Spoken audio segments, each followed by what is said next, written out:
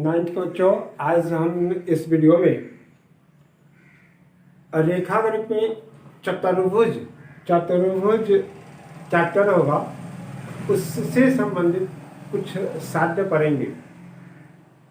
तो सबसे पहले चतुर्भुज के प्रकार और उसके गुण के बारे में पहले हम लोग समझ लें, तब फिर हम लोग साध्य प्रमेय थ्योरम के तरफ चलेंगे। तो सबसे पहले चतुर्भुज जो होगा वो उसका अर्थ ही होता है चार भुजा से घिरा हुआ क्षेत्र होना चाहिए। तो चार भुजा से घिरा हुआ क्षेत्र आप इसको देखें, यह भी आपका चार भुजा हो गया, ये भी आपका चार भुजा हो गया। यहाँ गौर से देखेंगे तो यह भी आपका चार भुजा दिखाई दे रहा है। और फिर इसको भी गौर से देखेंगे, यहाँ पे देखिए, मान के चलिए ये 5 सेंटीमीटर इसकी भुजा है, ये भी 5 सेंटीमीटर, ये भी 5 सेंटीमीटर, ये भी 5 सेंटीमीटर, इसका भी हो, मान लो ये भी 5 सेंटीमीटर, ये 5 सेंटीमीटर, ये 5 सेंटीमीटर, ये 5 सेंटीमीटर। यहाँ पे इसको मान लें ये 10 सेंटीमीटर, ये 2 सेंटीमीटर, यहाँ भी 10 सेंटीमीटर और 2 सेंटीमीटर, यहाँ इसको 10 सेंटीमीटर, ये 10 सेंटीमीटर, ये 2। समझाने के ख्याल से हम आपको बता रहे हैं। अब ये आकृति आपके पास आ गया। फिर अब इस प्रकार की इस आकृति को गौर से देखें। ये मान लें कि ये 7 सेंटीमीटर है, ये 15 सेंटीमीटर है, ये 3 सेंटीमीटर है और ये 4 सेंटीमीटर। फिर एक इस प्रकार का देखें, आपके पास कोई आकृति जो सभी भुजा अलग अलग माप का हो। तो ये हो गया 3, इसको मान ले 4, इसको 10 मान ले और इसको 7 मान ले। और एक आकृति अभी और आपको समझना चाहिए, वो इस प्रकार का है। गौर से देखेंगे तो इसको हम लोग मान ले 5 सेंटीमीटर, ये भी 5 सेंटीमीटर, ये 10 सेंटीमीटर और ये भी 10 सेंटीमीटर। तो ये चतुर्भुज का इतना प्रकार हम आपको दे दिए। सब में देखिए, गौर से देखिए तो ये अगर इस चतुर्भुज का और इस चतुर्भुज का परिमाप अगर आप खोजेंगे तो परिमाप बराबर होगा, लेकिन दोनों के शेप में अंतर है। और यहाँ भी देखेंगे, अगर परिमाप इसका मापा जाए इस आकृति का और इस आकृति का, तो दोनों का परिमाप बराबर है, लेकिन दोनों के आकृति, दोनों के क्षेत्रफल अलग अलग हो जाएंगे। यहाँ इसको देखेंगे तो इसमें सभी भुजाएं अलग है, इसमें भी सभी भुजाएं अलग है, लेकिन इसमें एक गुण है। वो गुण क्या है कि इसके बीच की दूरी ये समान है और इसमें कोई समान नहीं है, कोई भुजा एक दूसरे के समांतर दिखाई नहीं दे रहा है। यहाँ भी एक गुण दिखाई दे रहा है कि ये भुजा इस भुजा के बराबर है और ये दोनों भुजा बराबर है, ये दोनों भुजा बराबर है। तो ये आसन्न भुजा हो गया। और यहाँ भी बराबर है, लेकिन ये सम्मुख भुजा बराबर है। ये इसमें भी सम्मुख भुजा बराबर है, इसमें भी सम्मुख भुजा बराबर है। इस दोनों में चारों भुजा आपस में बराबर है। यहाँ सभी भुजा अलग अलग, यहाँ भी सभी भुजा अलग अलग। इसमें 2 भुजा बराबर है, लेकिन दोनों आसन्न भुजा, ये दोनों बराबर है और ये दोनों बराबर है, सम्मुख भुजा बराबर नहीं। तो इस आकृति को हम लोग आयत कहेंगे।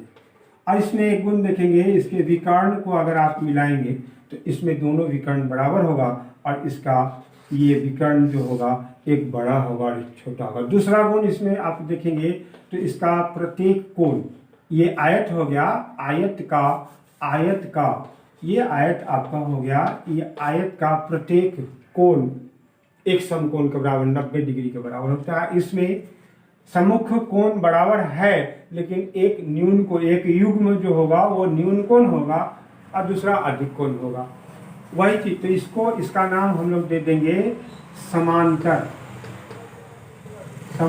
चतुर्भुज। इसका नाम दे देंगे समांतर चतुर्भुज।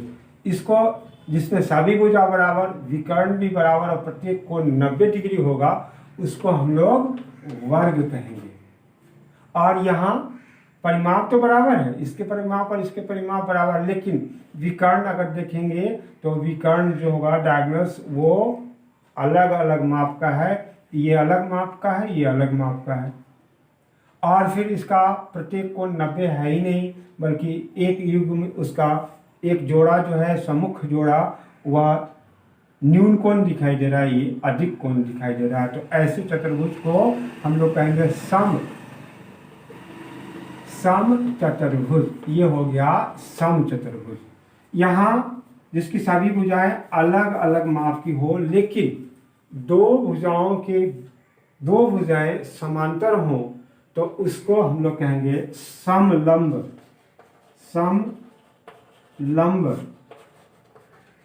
चतुर्भुज। उसको हम लोग कहेंगे समलंब चतुर्भुज। और ये जिसमें सभी भुजाएं अलग अलग माप की भी है और कोई किसी के समांतर नहीं है, तो उस चतुर्भुज को हम लोग कहेंगे विषम चतुर्भुज। और जिसकी दो आसन्न भुजाएं अगर बराबर हो, तो वैसे को हम लोग, ये पतंग हो गया, पतंग का ये आपका आकृति हो गया। तो इस प्रकार से इतना हम लोगों को चतुर्भुज है, जिसमें से अभी हम लोग मेन इसी से संबंधित कुछ थ्योरम पढ़ेंगे, वह है समांतर चतुर्भुज। तो इसका गुण एक मर्तबा और देख ले कि ये भुजाएं सम्मुख भुजाएं उसका समांतर होता है। वैसे चतुर्भुज को हम लोग समांतर चतुर्भुज कहते हैं। तो इस समांतर तो इसमें भी है, तो ये भी समांतर चतुर्भुज है। समांतर यहाँ भी है, तो ये भी समांतर चतुर्भुज है, ये भी समांतर चतुर्भुज है, लेकिन यहाँ नहीं होगा, इसलिए कि ये तो समांतर है लेकिन ये दोनों समांतर नहीं है, यहाँ वहाँ वो सब अलग हो जाएगा। तो मेनली हम लोग समांतर चतुर्भुज से संबंधित साध्य को पढ़ेंगे। वो पहला साध्य है आपका कि किसी समांतर चतुर्भुज के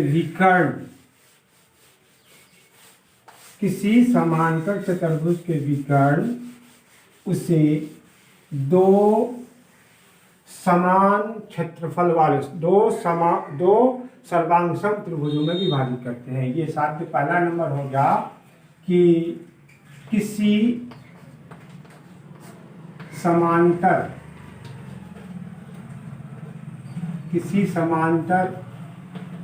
चतुर्भुज के विकर्ण उसे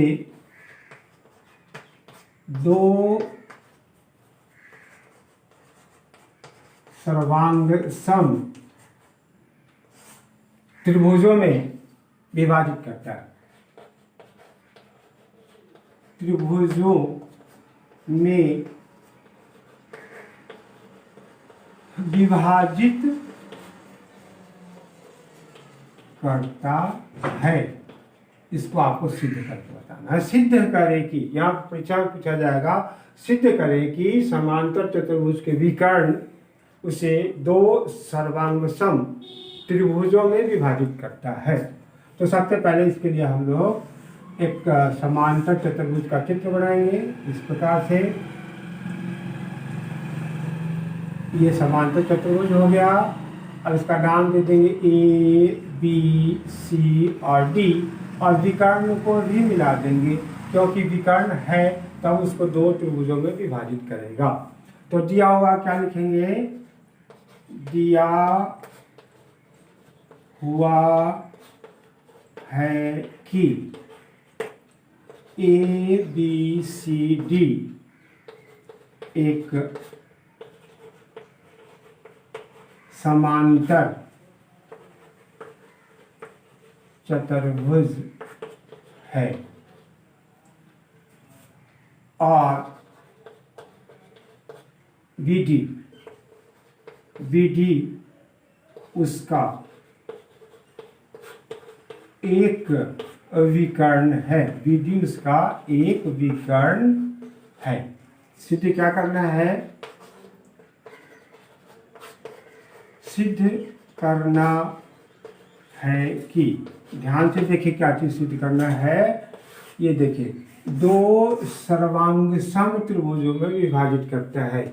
ये विकर्ण जो है इसको दो भागों में बांटा, वो दोनों भाग त्रिभुज बन रहा है और इसी ये दोनों त्रिभुज होगा तो सर्वांग सम होगा।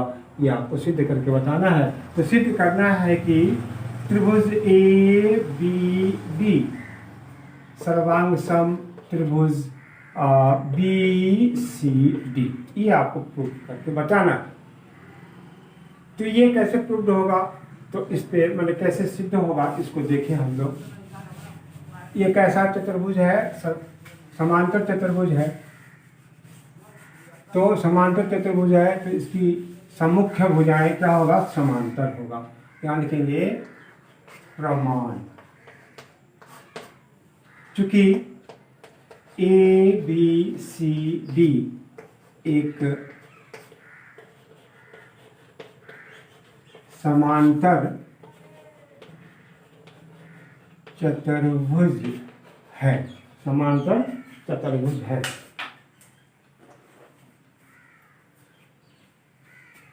इसलिए ए बी समांतर सी डी और ए डी समांतर बी सी। अब ए बी समांतर सी डी, चूंकि ए बी समांतर सी डी और बी डी तिर्यक हो जाएगा। ये समांतर रेखा मान ले तो ये क्या हो जाएगा, तिर्यक हो जाएगा। इस समांतर रेखा के लिए तिर्यक हो जाएगा और बी डी तिर्यक है तो क्या हो जाएगा, तो ये कोण इस कोण के बराबर हो जाएगा। एकांतर कोण से लिखेंगे कोण ए बी डी बराबर कोण C D B, C D B. ये कहाँ से आ गया, तो एकांतर कोण है, इसको एक मान लेंगे, एकांतर कोण है। अब पुनः इसको देखें, ए डी समांतर बी सी, ए डी समांतर बी सी और उसके लिए भी बी डी क्या हो जाएगा, तिर्यक हो जाएगा। पुनः ए डी समांतर बी सी और बी डी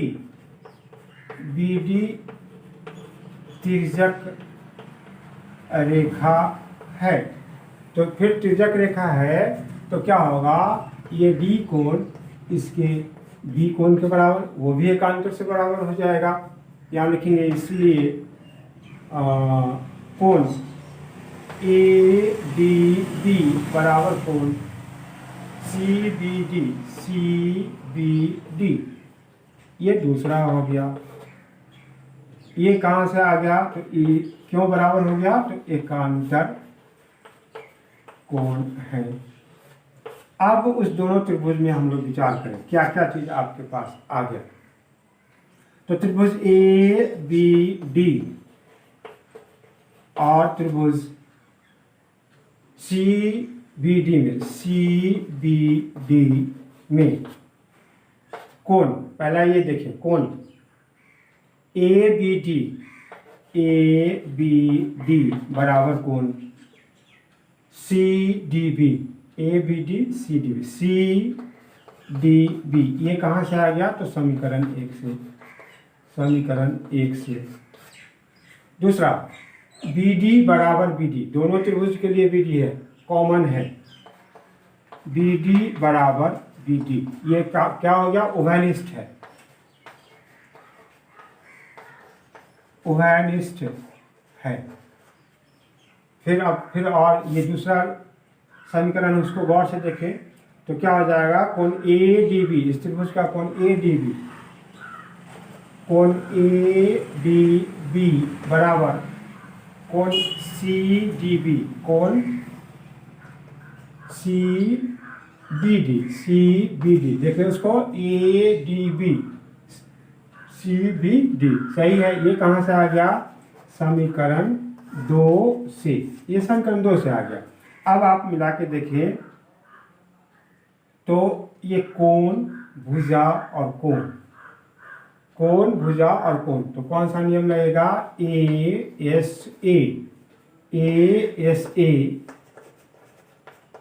सर्वांग समता से त्रिभुज ए बी डी सर्वांग सम त्रिभुज सी बी डी। ये आपका प्रूव्ड हो गया। तो ये विकर्ण जो हो गया, इस किसी भी समांतर चतुर्भुज को विकर्ण उसको दो समान त्रिभुज सर्वांग सम त्रिभुजों में विभाजित करता है। इसके बाद दूसरा है, उसमें क्या है, एक छोटा सा है, उसको भी हम लोग देख लें कि किसी समांतर चतुर्भुज की सम्मुख भुजाएं समान होती है। ये हम लोग जानते हैं, लेकिन तर्क की सहायता से हम उसको प्रूव करके बताएंगे कि समांतर चतुर्भुज की भुजाएं समांतर होती हैं, सम्मुख भुजाएं समांतर होती हैं, बराबर होती हैं कि नहीं, इसको हम लोग जानते हैं कि वो बराबर होती है, लेकिन उसको तर्क की सहायता से कैसे प्रूव करेंगे। तो इसके लिए अगला साध्य आपका हो गया, दूसरा साध्य हो जाएगा कि सिद्ध है करे कि समांतर चतुर्भुज की सम्मुख भुजाएं समान होती हैं। सिद्ध करे कि, ये दूसरा आपका हो जाएगा, दूसरा साध्य क्या चीज हो गया? सिद्ध करे कि समांतर चतुर्भुज की सम्मुख भुजाएं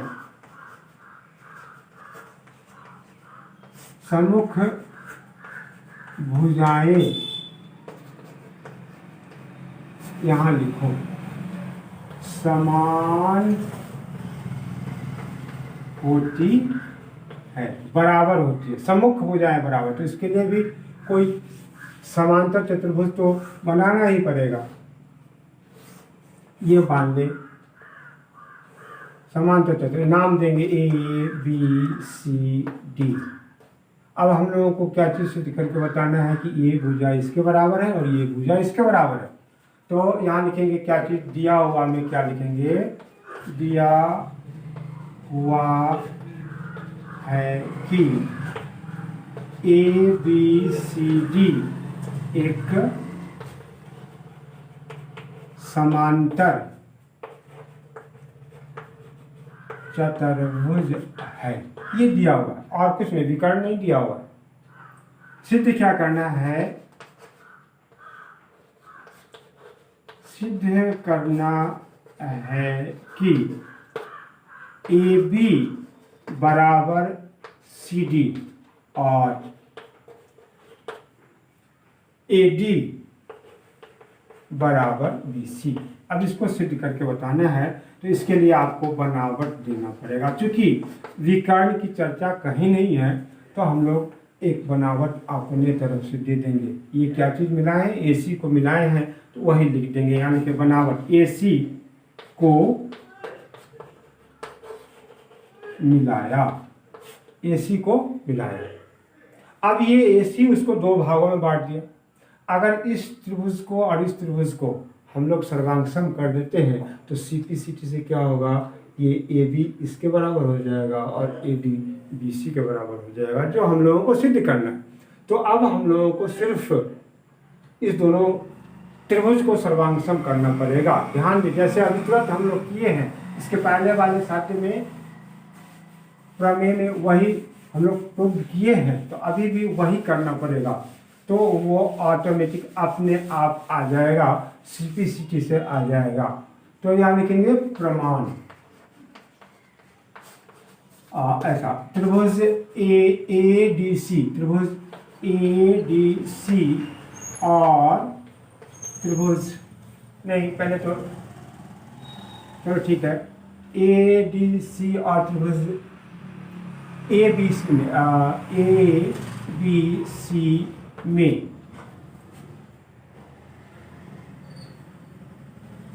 ए बी समांतर सी डी। क्यों?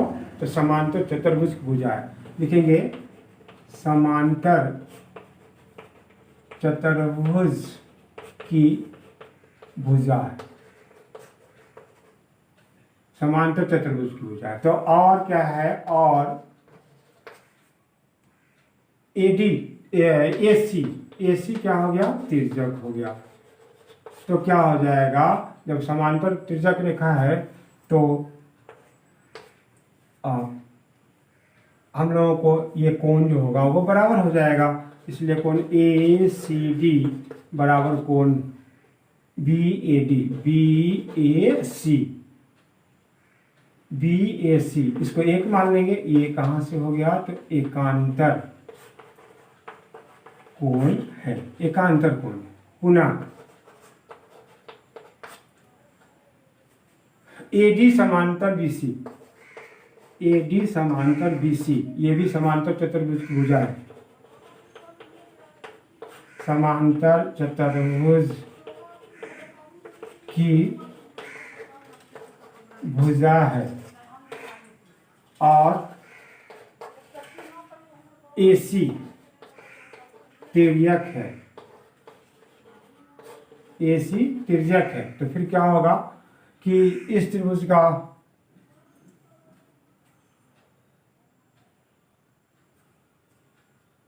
तो पहले त्रिभुज में हम लोगों को चलना चाहिए था। ये तो हो गया, इस में ये समांतर हो गया, एसी तिर्यक हो गया, ये कोण बराबर हो गया। फिर यहाँ भी हम लोग चलेंगे, ऐसा करो इसको, चलो ठीक है, एसी तिर्यक, एडी समांतर बीसी और एसी तिर्यक हो गया, तो फिर यह कोण इस कोण के बराबर हो जाएगा। लिखेंगे कोण ए नहीं डी ए सी बराबर कोण बी सी ए, ये दूसरा हो गया। और ये क्या होगा, ये भी एकांतर कोण हो गया, एकांतर कोण है। अभी दो बराबर हो गया। अब बी डी, ये क्या कहते हैं, ए सी को गौर से देखें, वो क्या है, उभयनिष्ठ है। तो ए सी बराबर ए सी, ये हो गया उभयनिष्ठ, उभयनिष्ठ है। इसलिए अब देखें कौन सा नियम लग गया, कोण बराबर हो गया, दो कोण बराबर हो गया, उसके अंतर्गत भुजाएं हैं वो बराबर हो गया। तो हम लोगों को कौन सा नियम लगेगा, ए एस ए सर्वांग समता से त्रिभुज ए सी डी या ए डी सी सर्वांग सम त्रिभुज ए बी सी, ये त्रिभुज इस त्रिभुज के सर्वांग सम हो गया। तो क्या हो जाएगा, इसलिए ए बी बराबर C D, C P C T से, और फिर ए डी बराबर बी सी, यह भी हो जाएगा सी पी सी टी से। इस प्रकार से हम लोगों को क्या देख रहे हैं कि दोनों सम्मुख भुजाएं आपको बराबर हो गया, ए बी बराबर सी डी और ए डी बराबर बी सी। सम्मुख भुजाएं किसी भी समांतर चतुर्भुज की सम्मुख भुजाएं समांतर तो होती हैं, साथ साथ वो बराबर भी होती हैं, इसी को सिद्ध करना था। तो सबसे पहले हम क्या किए हैं कि त्रिभुज ए डी सी और ए बी सी दो त्रिभुज है, उसको हम लोग सर्वांगसम करने के लिए आगे बढ़े हैं, जिसमें से समीकरण एक के सहायता से ए सी डी यह कोण इसके बराबर आ गया हुआ है।